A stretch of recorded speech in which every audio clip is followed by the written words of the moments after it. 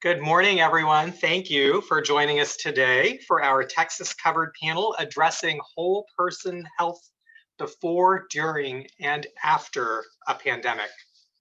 My name is Salil Deshpande. I'm an internal medicine physician and the Chief Medical Officer for United Healthcare Community Plan of Texas. I have the honor of moderating our panel discussion this morning. As this audience is likely familiar, managed care organizations are themselves pioneers and innovators when it comes to addressing social drivers of health, and on the leading edge of efforts to strike a balance between paying for health versus the expenditures on social services. Evidence is mounting that countries with higher social services spending, such as disability, unemployment, and housing, have better population health outcomes. With this in mind, the Centers for Medicare and Medicaid Services have enabled managed care organization expenditures specifically for social services. For example, in 2016, CMS amended the Medicaid managed care rule to prompt Medicaid MCOs to help patients with certain non-medical expenses. And under the CMS Accountable Health Communities Initiative, Medicaid MCOs assess patients' unmet social needs, including housing instability, food insecurity, utility needs, interpersonal violence, and transportation challenges. An increasing number of states are even requiring Medicaid MCOs to address social determinants as part of their contractual requirements. We're excited for our conversation this morning. All three of our panelists today are great speakers who likely need no introduction for our TAHP attendees this morning, but I will introduce all three right now. First, we have Dr. David Lakey, an expert in disease prevention, community health services, and infectious disease outbreaks, and the former commissioner for the Texas State Department of Health Services. Today, Dr. Lakey is the Vice Chancellor for Health Affairs and Chief Medical Officer for the University of Texas Health System. The entire University of Texas system. He also serves as Senior Advisor to the President and Professor of Medicine at the University of Texas Health Science Center at Tyler. He continues to focus and lead a variety of multidisciplinary collaboratives to improve a variety of population health issues in Texas. We also have Elena Marks joining us today. Elena is the President and Chief Executive Officer of the Episcopal Health Foundation.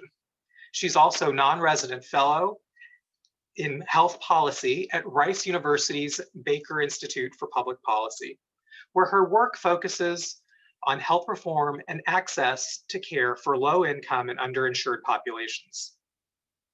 Elena's previous professional experience includes serving as the Director of Health and Environmental Policy for the City of Houston. Today, at the Episcopal Health Foundation, Elena supports research and grant making to sustain community health and the non-medical factors that influence it. And our third panelist today is Andy Vasquez. With over 25 years of experience in Texas Medicaid, he has led various teams as the state Medicaid delivery system has continued to evolve. Today, Andy serves as Deputy Associate Commissioner for the Texas Health and Human Services Commission, where he leads 4 offices in the section for quality and performance improvement. Before we get started today, I want to make sure everyone knows that if you have any questions or comments, please place them in the Q&A box. Please use the Q&A function, not the separate chat box, which is also there, but use the Q&A box. That's where I am going to be focusing my efforts here throughout the presentation. Okay, well, with that, let's get started. Dr. Lakey, you are up. Very good. Well, good morning, everyone. I am, hold on one second. I'm sharing my slides, but it is really a privilege to be here. Dr. Deshpande, thank you for the opportunity, and thank you, the Texas Association of Health Plans, for allowing us to be part of this conversation today. I think this is one of the most important conversations we're having in health and healthcare right now in Texas and the nation, figuring out how do we really address the needs of individuals so that they can stay healthy. So what I'd like to do today is share, hold on one second, there. Share some of my thoughts related to the social determinants of health and some of the work that we've been doing to try to figure out the current status of addressing social determinants in the state of Texas. Now, as we put together this conversation today, we believe that most of the people in the audience today have a basic understanding of social determinants of health. And so we're not going to go into the social determinants of health 101 conversation about what these issues are, the education, housing, income, et cetera, that really impact the ability for people to be healthy. But what are we doing in order to really address them? I use this cartoon that was developed by John Auerbach and Brian Castrucci to help kind of frame the conversation that we're having today. A lot of times we're working downstream with providing clinical care and medical interventions.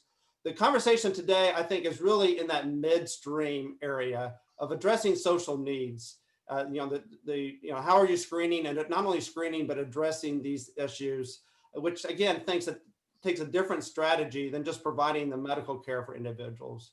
But if we really want to address social determinants, we really need to think fully upstream. And how do we address the health of the community conditions? And those tactics include laws, policies, statutes in order to improve health.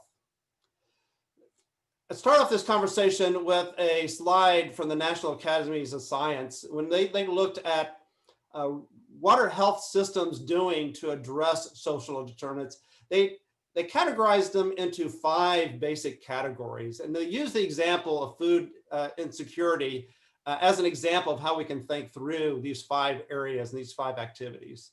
First, basic awareness, knowing that a patient may have trouble buying food is step 1, but that's not enough. We need to think through, how do you adjust your clinical practice? So for the first thing that's insecure with food, do you adjust the insulin so that you can avoid hypoglycemia? I think a lot of the conversation today, and that's going on in the state, is in this third category of assistance, of activities that can really reduce social risk by providing assistance, by connecting individuals to the appropriate social services. And so this would be like connecting individuals to food assistance programs. The next step is alignment, where healthcare systems are really understanding the existing social care assets, aligning with them, having the conversations, and so you can co-locate certain types of services. And then a final component being advocacy, of looking at how do we address these policies that are so critical. I'm going to focus my conversation today on this report that I was privileged to be part of. Dr. Nemi from my team led this report, did the work, and was in conjunction with the Episcopal Health Foundation to look at the current status of aligning social needs through integration of healthcare and social care in Texas. Part of the reason we thought this was important was because at many conferences like those today, a lot of people talk about social determinants of health, but when you really try to dig into what they're doing, most entities are at the very beginning, learning about these issues, trying to figure out what they can do. But in most of those conversations, few had really taken significant steps. And so we wanted to figure out really what was occurring here in the state of Texas. And this report can be found on the website that I have in the bottom. And I'm just going to touch on some of the basic findings in my conversation today, but would encourage you to take a look at the full document. The way this analysis transpired is that we talked to a variety of folks to figure out who is really moving forward related to social determinants of health and that integration of healthcare and social services. We found 6 that we thought we would do a deeper dive in, and interviewed about 16 individuals that were part of these 6 entities I've listed here. We also then had a 2-day conference where we brought thought leaders, Senator Watson, Elena Marks, Stephanie Muth, a variety of folks that are addressing these issues in Texas, and had a conversation with them on what they see as promising and what are those opportunities here in Texas. So let me just touch on at a very high level what we heard, with 2 overarching themes. The first theme that we heard was that if we really want to advance this type of work, you need to recognize and leverage the other non-health benefits from addressing social needs. whether it's child welfare, education, public safety, all of those entities, all those societal issues are really impacted by the same type of variables. And are there ways that you can bring all these entities together to work on these issues? We also heard that addressing the patient's social needs really requires a fully engaged and robust social services sector. As Dr. Deshpande noted earlier, we have learned by looking through the world and related to health and healthcare that entities that invest in social needs really have better health outcomes. And so you need to have United Way's, other social service entities that are fully engaged and robust to be part of this process. Some additional themes that we heard is that safety net providers are really motivated by the mission to address patients' social needs. They want to do this type of work. They go into safety net services because they care about individuals. They want to take care of individuals. And it's frustrating to them when they only can meet the medical needs, but know that there's a variety of other issues that are impacting that person's life that they're not able to address. We also heard that healthcare and social care integration is taking place in many forms across the state. But there's three basic strategies that I hear are being the most successful right now. We heard about food insecurity. I think that is a very important component of healthcare and charitable food systems, looking at how do they work together, either through food pantries, enrollment of individuals into SNAP, enrollment of individuals into WIC. How do they work to address the nutritional needs of individuals?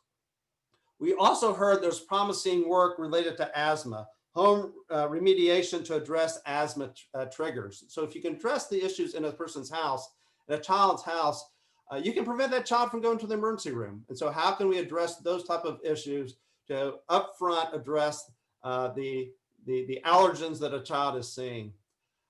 Another strategy that I like is medical legal partnerships. And if you're not familiar with medical legal partnerships, basically it is putting a lawyer in an FQHC or another provider's clinic and allowing them to also see the patient.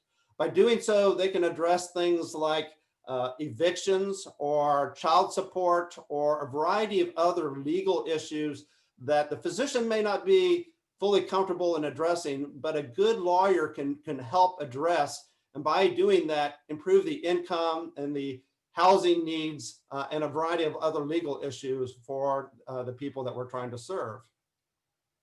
I would also say that one of the other strategies I've heard that I think would be useful here in Texas is looking at homelessness, especially for pregnant women. Is there a way to make sure that pregnant women are brought off the street and into a housing situation? Because there's data that if you do that, you can decrease those prematurity rates. Some additional themes that we heard was that this work, it can be very labor and relationship intensive. Don't underestimate the amount of work it takes in order to address these issues. That a busy physician's office, if you're seeing patients every 10 minutes, 15 minutes, it's hard to do this. And so you need some additional support. That technology is important. Good electronic health records are important, but it's not just a pure technology solution. There are social workers and other people that need to be part of this strategy. We also heard that the return on investment in a short time frame is considered essential when we talk to Medicaid and health plans in order for them to be, the cost to be associated with the social needs in their targeted care. That it's sometimes hard if you're investing in these issues for kids because the payoff is many years later when the child may not be part of that health plan. And so looking at some of these, at least initially, some of the short-term payoffs. And we heard that we need to be smarter in this area, that we need some more focused, practice-based research to accelerate this work. From those conversations, we had 6 recommendations. They're very much aligned with those findings that we heard, that we need to leverage and recognize these non-health benefits in order to help fund this type of work. We need to have a strong infrastructure on social services in the nonprofit sector if we want to be realistic about this and address these issues. that there needs to be coordination from MCOs and the healthcare system, that we need to have focused on evidence-based programs that have outcomes that are cost-effective in the short term, and that we need to encourage the private philanthropic entities to fund startups, partnerships, and help us gather the evidence related to these practices. And Elena can talk more about philanthropic organizations than me, but we shouldn't expect them to pay for all these type of services. That they can be helpful in getting things started and getting the evidence to solidify these approaches. But we also need the other entities, including the government, to be involved in addressing all these issues. So with that, Dr. Spondy, I think that's my time, and I'll hand off to our next presenter. All righty, thank you very much, Dr. Lakey. Let's move on to Elena Marks. Okay, thanks very much. Thank you, Dr. Lakey, for setting me up so beautifully. And thanks to TAHP for including not only me, but this important topic in your conference. It's been so exciting for us as people who are really into the social determinants to have built such a great partnership with so many health plans and with both associations to be able to advance this work, and with our friends at Medicaid. I'm so glad that Andy is going to be making comments as well. Let me pull up a few slides.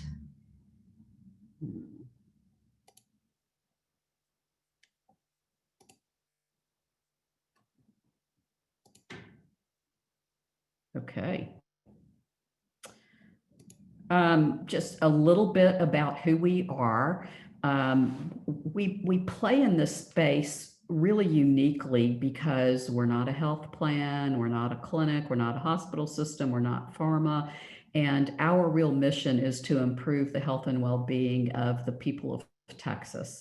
And so we are able to partner with all sorts of groups within the entire health and human services ecosystem. And we can do it from a place of independence where what we're really interested in is what happens in the long run. A little bit about who we are, what we believe, and how we work. Most importantly, we are the health, not just healthcare people. We have been using this hashtag for a really long time and have been so delighted to see so many people pick up on this and come along with the notion that what we really need to do is improve the health outcomes for our population. Healthcare is critically important, but it's just one piece of the puzzle that actually leads to improved population health outcomes. And so the question then becomes, how do you pay for this stuff? And that's what I want to talk to you about today.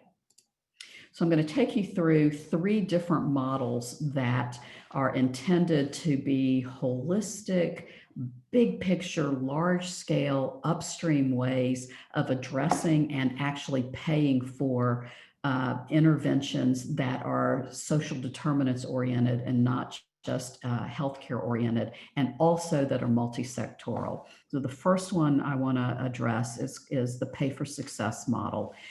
Some of you may know this as social impact bonds. That was the original name of this kind of financing. More and more we tend to call it pay for success, and there are various iterations of it. It's a complicated transaction. It's kind of weighty, but it is a really excellent model for proving up the value through outcomes of actual interventions that are performed by nonprofit or other organizations that allow a government to see a proof of concept and proof of outcomes before they're actually on the hook to pay for it. And so the way it works This circle shows you all of the moving parts. So the intermediary probably could be placed within the center, but there's usually an organization whose job it is to structure the entire transaction and manage all of these moving parts.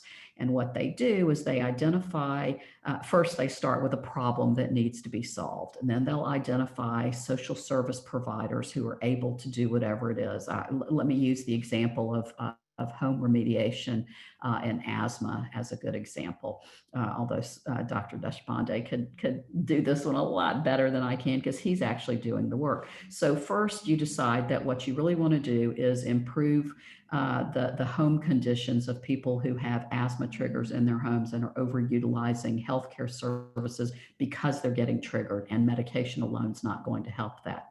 And so what you do is you find service providers who are going to visit the home, do an assessment of what needs to be improved, and then actually make the improvements. Maybe it's changing out carpets, maybe it's putting in new air filters. That provider then does the work on a target population. And if you're an MCO doing this, then it's probably going to be your members. And then there is an independent evaluator who takes a look at the outcomes that are intended to be gained. In a situation like this, you're probably looking at reductions in ER visits and reductions in inpatient stays. And so this independent evaluator looks at whether or not the intervention provided by the social service providers actually worked on the target population. And if it does, then a back-end payer ultimately agrees to repay the intermediary who has raised the money in the first place from investors. And the great thing about this, particularly for a governmental entity or for someone who's concerned about long-term benefits and really needs to look for short-term gains, is investors take the risk. So investors put up the money. They're the ones who pay the intermediary. They pay the social service providers. They pay for the evaluation. And if it all works out, and only if it all works out, then does the back-end payer, which is often and usually the government, have to pay. So it's a way of shifting the risk as you go into a new intervention. Texas law allows state agencies to engage in pay for success transactions. And it's an underutilized tool, and it has great possibilities in the health and human services space, as well as in education and in criminal justice and in early childhood. And I'd love to see us talk about how we use this model more effectively. Second is a crazy model that we call CAPGE, which is a collaborative approach to public good investments. This is a model really based on auction theory, that if people, organizations who are interested in solving a problem are willing to disclose to a trusted broker what they're willing to pay as their contribution to solving the problem, that you can cobble together all of these various sources of payment, none of whom want to own the entire problem, and all of whom don't want to be paying for a free rider for some other entity to get the benefit of the investment that they're making. And so what CAPGE does is it works at the community level, and it tries to solve a particular problem. We are involved in a CAPGE project right now in Waco, and they have at the table the hospitals, the behavioral health hospitals and providers, the criminal justice system, the DA is there, the school district is there, and they are trying to improve their outcomes by using upstream mechanisms to avoid the downstream impacts of behavioral health incidents, which affect schools, which affect the justice system, and which clearly affect the healthcare delivery system. And by deploying this economic theory, the idea is that each of these parties who has something to gain and something to contribute will provide an honest pricing point to an honest broker who keeps all of this secret, so they know everything about everyone, but they're not aligned with anyone.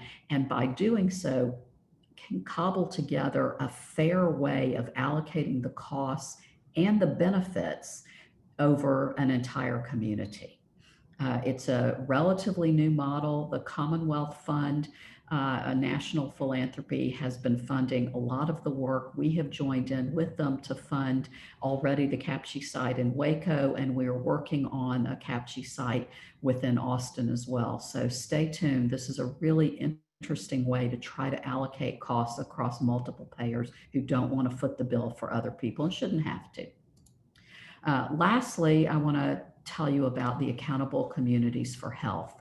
ACHs are, again, a community collaborative, a partnership that is formed across multiple sectors, again, with the idea that these really complex problems don't reside just in any one sector. The solutions don't reside in one sector, and the benefits to solving the problems are had in multiple sectors. And so how do you get these disparate players to focus on a shared vision and responsibility for a community health issue? And most importantly, how do you build in a sustainable source of financing? Everyone looks to philanthropy to come in and start solving these problems. And what philanthropy can do, and what we're doing in all three of these cases, is provide planning money, provide expertise, provide assistance, but we are not the long-term solution to the funding problems. All of these different mechanisms are long-term solutions. The Accountable Communities for Health project that we've just begun is taking place in 6 different communities in Texas, and each of those communities and coalitions is different. They are owned by different groups of people. The participants are different. Their goals are different. But what is similar among all of them is that they are going to have these 10 elements, because that's what will make the coalition work in the long run.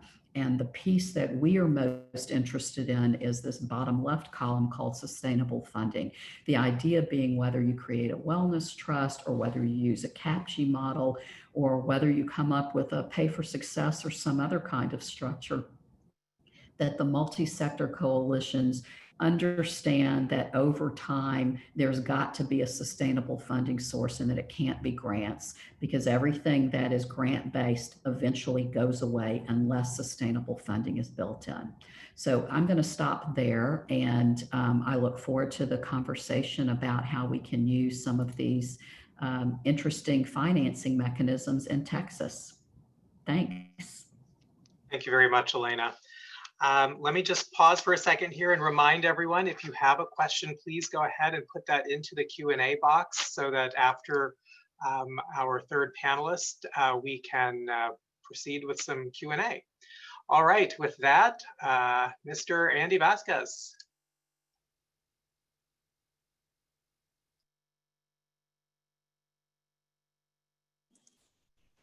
Sorry, I had to unmute. Thank you for that. And thank you so much, THP, for allowing the Medicaid program to participate. I miss the energy of your in-person conferences, but I am so impressed with the way you have pivoted to digital. So thank you for this, and to our panelists for this great topic. So what I'm going to be talking about is the role of Medicaid in addressing the social drivers of health. And the very first thing we have to look at, if you look at a lot of ideas for Medicaid, on our side, we first look at and say, what does CMS say? What does the federal government say? And in that realm, they've said a lot. And when we look at some of what's already out there and has been promoted or is being promoted by CMS, it includes some of the following that you see on this slide. So one of the things that I don't think a lot of people are aware of is that CMS has published their quality strategy that they call the Meaningful Measures Framework. In that, they identify several priorities for all of their work, not just Medicare, not just Medicaid, but for all of the work that they support.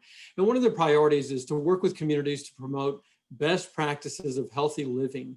And within that, one of the specific measure areas is related to equity of care. So right off the bat, in their stated quality strategy, they're recognizing the need for working with communities and for population health. One of the other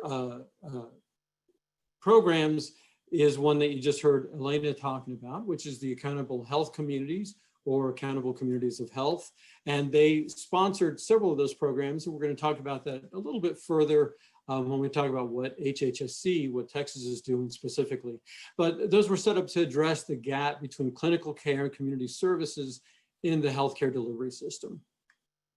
Another example of what we've seen from CMS, if not specific guidance or anything that they've put out, is their flexibility and their willingness. So for example, North Carolina has submitted an 1115 waiver that includes piloting enhanced case management for addressing unmet social needs. And so they're actively working today in identifying which social needs, the mechanisms, the infrastructure for addressing all of that. So when CMS approved that waiver, all the states heard that loud and clear, and as one of the signs of their flexibility and willingness. And most recently, just this past September, they issued a letter to state Medicaid directors on value-based payments.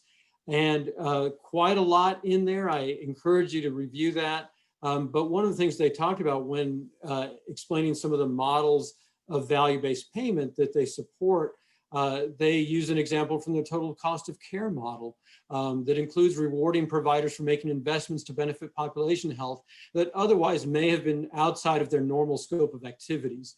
And there are other references as well. So right off the page, from their letter to the Medicaid directors, they're also supporting that. I think one more thing to just kind of mention on the national landscape is the support from the provider organizations. So not so much the regulatory, but just the landscape. We have quite a few provider organizations that have been cleared to express their support for this kind of work. So beyond the federal level and what they may allow or promote comes down to what are we at HHSC? What are we at the state level doing? And we've been doing quite a bit in this space for quite a while, it turns out. And I think it's important as you hear the discussions today that addressing, and I think Dr. Lakey really presented it well, this is really a multi-pronged and multiplayer approach to making this all work. So Medicaid absolutely has a role, but we're not the only ones that can do this. We can't do this alone. So in terms of some of what we've been doing, for several years, we've had the Delivery System Reform Incentive Payment Program, or DSRIP. We actually have started year 10 of that program, which as it turns out is currently our last year. And one of the things that we've been doing is working on our transition to what comes next after DSRIP. And in looking back at what has worked well, which is really important to deciding what comes next, we assembled a best practices work group, some of the providers and other stakeholders that have been working actively in DSRIP for several years to have them identify for the quality outcomes, for the quality measures on which the state saw the most success.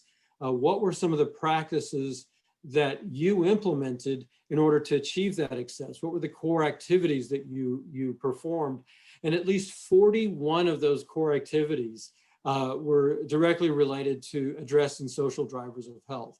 So in this program, which is outside of the usual general revenue funding stream for Medicaid, but still is under the Medicaid umbrella, our providers saw the need and addressed the need through the incentive payments that they received through DSRIP, and have recognized that that was one of the factors in their success.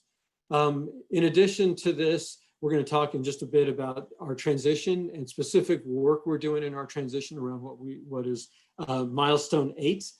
So I'll get to that in just a moment. Also, HHSC has actually been the coordinator for 3 accountable health communities here in Texas. So we have a community in San Antonio, Houston, and in the Dallas area to work on those objectives that you heard Elena speak about. We also have been working and participating actively in the MCO Learning Collaborative on Social Determinants of Health. I'm going to talk about that a little bit more in the next slide. We also implemented the HHSC Health IT Strategic Plan, or rather we have a strategic plan and we're working on implementing that. And that really is about expanding or creating a statewide HIE to get that clinical data in-house. And that really goes a long way to getting the data that we need, the timely data to really support care coordination, research, and other work that is just critically necessary to make progress in this space. We also, in our Medicaid contracts years ago, acted on what Dr. Deshpande mentioned as far as the flexibilities for recognizing quality improvement costs for MCOs that do expend dollars outside the usual state plan benefits on quality improvement, a way for us to recognize that. So we have included that in our state contracts with our MCOs. And then finally, we support the Value-Based Payment and Quality Improvement Advisory Committee. And we'll talk a little bit about some of their recommendations that will be coming up to the legislature in just a moment. So I think the really important thing to talk about that's exciting, that I think a lot of you who are in attendance are probably also part of, or in some way, is this MCO Learning Collaborative. So firstly, this was inspired by the Episcopal Health Foundation's survey of health plans. And it was really eye-opening to me to see the responses from our health plans of what they are already doing and what they want to be doing, what you are already doing and want to be doing to address social drivers of health. And that led to then our participation in this learning collaborative that goes beyond just the MCO. So this is funded by the Episcopal Health Foundation, Robert Wood Johnson Foundation, and facilitated by by CHCS. In year one that we just wrapped up, we started with a kickoff meeting that had a really great focus on promising practices and key challenges to make this work. We also convened several meetings related to maternal and child health and responding to social needs during COVID-19. For year two, we're still laying that out and trying to put that in play. And that's going to include several webinars, work group sessions, case studies, et cetera, on the activities and topics that you see below. So we're really excited to continue that work in partnership with all of you. For district, though, that is another place with a lot of excitement. We're in the midst of our transition, moving away from a pool of money that's been available to make incentive payments that we can talk about in a completely separate study for hours.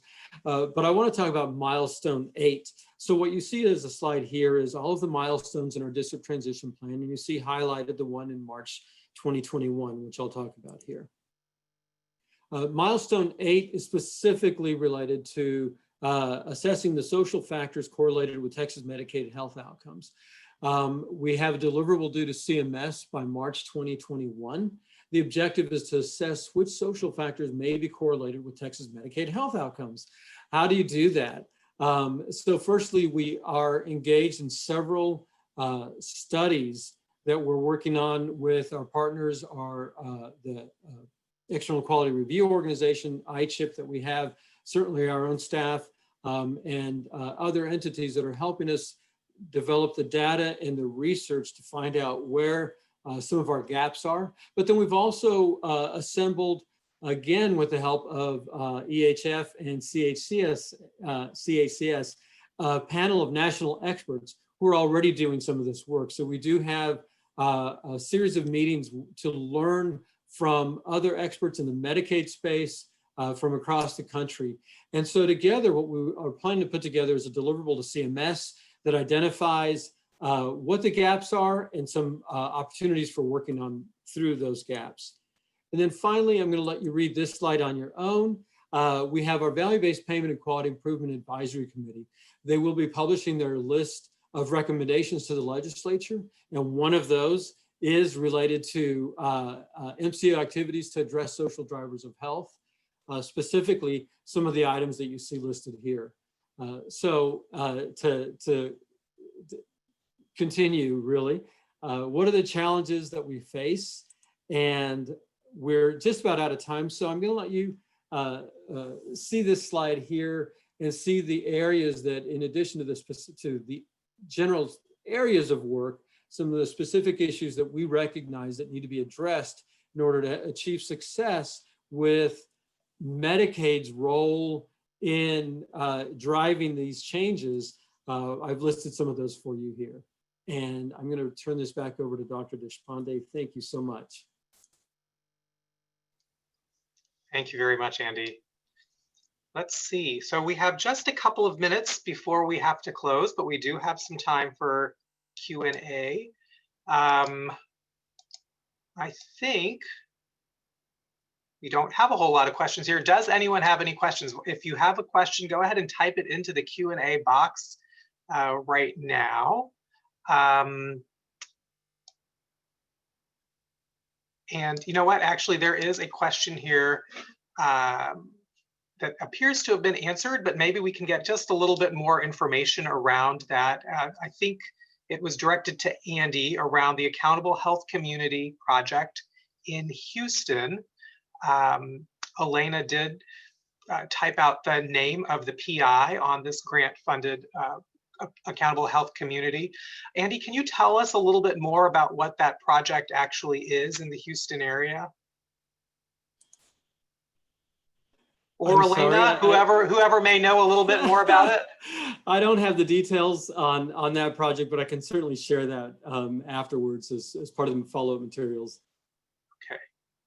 All right. Let me ask a quick question here while other people may be queuing up here. Just again, in general, I'd like all of your thoughts about how managed care organizations, from your distinct and individual perspectives, how should managed care organizations be approaching various stakeholders in the community? Or should managed care organizations be waiting for stakeholders to come to us? On some level, I think my question is a little bit of a reflection on some of the different project types that Elena mentioned in bringing everyone together. I'm just wondering, what is the optimal way for that to happen? Does anyone have any thoughts? I don't know if I know the optimal way, but somebody needs to start those conversations, right? And you need to be part of it. And so I wouldn't wait for somebody to take the lead.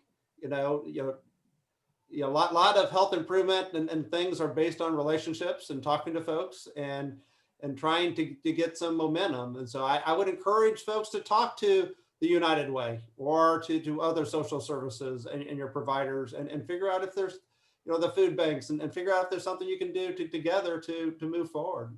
Elena, what do you think? I think that's right. As we've tried to do these various programs in different communities, we have, and it may be because of where we come from and sort of our own bandwidth, we have gone to existing coalitions. Like when we've set up the ACH program, we identified existing coalitions because we didn't want to start from ground zero. We wanted people who had some experience working together on health-related issues. And I think that gave us a boost because we didn't have to go say, hey, David Lakey, you look like you belong here, and Dr. Deshpande, you too. And there are so many coalitions in communities across Texas that when you identify one, you've done part of the work already because you've got a bunch of people who are already, for whatever reason, working together. Well, thanks. Thank you guys for those insights. I think the reality is that managed care organizations have a lot of information and data around the needs of our members. And as we already have certain and various relationships in the community, I think it makes a lot of sense to tap into those proactively. So thanks for your thoughts on that. With that, we are at time. Thank you all for joining us today. And thank you to our wonderful panelists, David Lakey, Elena Marks, Andy Vasquez. I think we had a really meaningful conversation today. I think for those of you who have further questions, take advantage of the collaborative that Andy was just referring to a moment ago. I think we all have a lot to learn and a lot to contribute to each other. So let's please stay involved in this topic of social determinants. The next panel, addressing racial healthcare disparities by advancing inclusive research, is slated to begin in just a couple of minutes at 10:10 a.m. So thanks again, everyone. Have a great day.